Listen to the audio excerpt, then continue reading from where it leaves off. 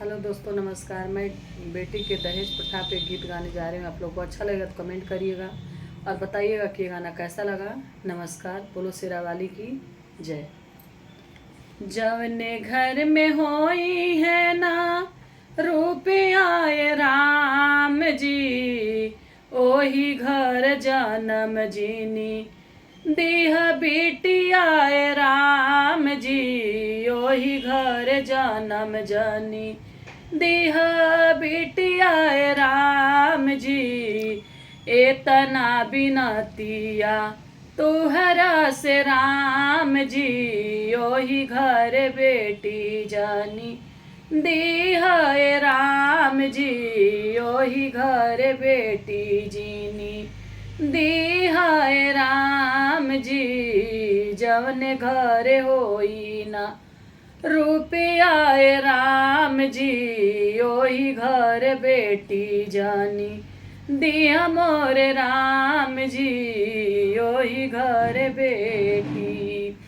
बिटिया के दहेज खातिर बिकी जई है खेती बारी, बिटिया के दहेज खातिर बिकी जई है खेती बारी। दहेजवा के लोभी बा ई दुनिया सारी, दहेजवा के लोभी बा दुनिया ई सारी। दहेजवा के बिना होई है बड़ी दुर्गतिया राम जी।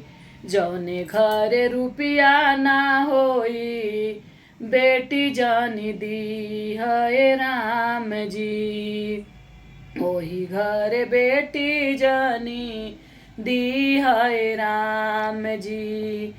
हमरे जन्मवा कैसन बाटे रतिया, बेटी के जन्मवा में कैसन बरतिया। काहे सब कहेला पराई होली बिटिया, काहे सब कहेला पराई होली बिटिया। बिटियन के भाग में विपतिया राम जी, बिटियन के भाग में विपतिया राम जी, ओही घर बेटी जानी जन्म राम जी, ओही घर बेटी जानी जन्म राम जी, ओही घर बेटी।